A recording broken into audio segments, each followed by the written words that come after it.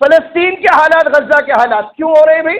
دنیا کو یہ بتایا گیا کہ اسرائیل اپنی زمین جو غاصبانہ طریقے سے اس نے حاصل کی ہے، اس کے اوپر مکمل طور پر وہ اپنا حق جتانا چاہتا ہے، اپنے ملک کو لوگوں سے تسلیم کروانا چاہتا ہے، اور اس کے خلاف میں آواز اٹھانے والی جتنی آوازیں ہیں جو فلسطین سے اٹھی، جو غزہ سے اٹھی، ان کی آواز کو کچلنا اور دبانا چاہتا ہے۔ یہ ظاہر نظر آ رہا ہے، لیکن حقیقت اور اس کا اندرون اور اس کا باطن یہ ہے کہ فلسطین کے اندر جو مسجد اقصی اور بیت المقدس ہے، جو مسلمانوں کا قبلہ اول رہا ہے، جو کئی رسولوں اور نبیوں کا مسکن رہا ہے اور وہ رہنے کی جگہ رہا ہے، اور کئی نبیوں کا وہ مدفن رہا ہے، کئی ہزار نبیوں کی وہاں پر قبریں ہیں اور وہ وہاں پر آرام کر رہے، اور دنیا سے پردہ فرما کر انہوں نے اس زمین کو اپنے لیے منتخب کیا ہوا ہے۔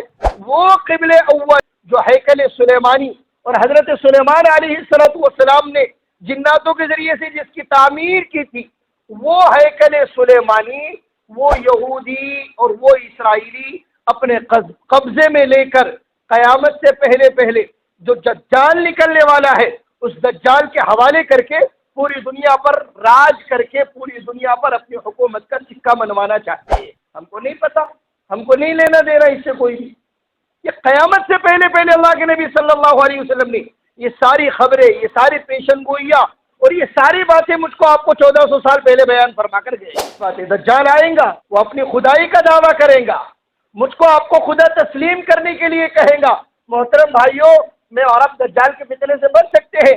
وہ ہمارے اپنے بزرگوں میں سے ہمارے اپنے ابا کو زندہ کریں گا جو مرے ہوئے تھے، اور بتائیں گا کہ دیکھو یہ تمہارے ابا ہے، اور وہ مجھ سے آپ سے کہیں گے کہ بیٹا میں زندہ ہوا ہوں اور مجھے دجال نے زندہ کیا ہوا ہے، اور اس آدمی نے مجھے زندہ کیا ہوا ہے، اور یہ آدمی نہیں، یہ خدا ہے۔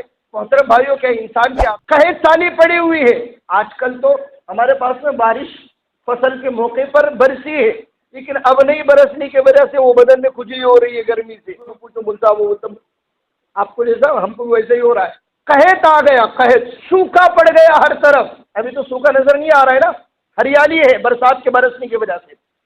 ہمارے اپنے کھیتوں میں فصل نہیں ہوگی، لوگ کھانے کے لیے پریشان، لوگ پینے کے لیے پریشان۔ ایسے وقت میں دجال آئے گا اور بارش برسائے گا۔ آج کل کوئی مولوی صاحب ڈھونگی ہو یا پھر حقیقی ہو، وہ دعا کے لیے ہاتھ اٹھاتے ہیں، گھنٹی ٹوٹنے کا اور کوے کے اڑنے کا وقت ایک ہو جائے، اللہ کے برسات کا وقت ایک ہو جائے، تو لوگ بولتے کہ بہت بڑے اللہ والے ہیں یہ۔ میرے جیسا ڈھونگی وہ ہم گئے تھے ڈھونڈ رہا کئی سال پہلے، تقریباً اس کو 7-8 سال ہو گئے، بارش نہیں برس رہی تھی اس وقت میں۔ لوگوں نے ہم سے کہا کہ مول صاحب آپ جماعت میں آئے ہوئے دعا کرو۔ وہ ہمارے اپنے وہاں کے مؤذن صاحب عبد الجبار بھائی، انہوں نے بھی اعلان کیا کہ مسجد کے مائک سے اعلان کیا انہوں نے کہ بارش کے لیے دعا ہونے والی ہے، جتنے بھی ہمارے اپنے گاؤں کے لوگ ہیں سب مسجد میں آ جائیں۔ اذان کے مائک میں اعلان کیا تو پورا گاؤں، بارش کے لیے تو پریشان تھے ہی، پانی کے لیے ترس رہے تھے، پورا گاؤں وہاں پر آ گیا۔ ہم نے بھی اپنا ہاتھ اٹھایا اور دعا کی، اور دعا کے ابھی ہاتھ بھی نیچے نہیں گرے کہ اللہ نے بھی ایسی بارش برسائی، ایسی بارش برسائی، وہاں کی ندی کو کئی سالوں کے بعد، 10-15 سالوں کے بعد میں پورا آ گیا۔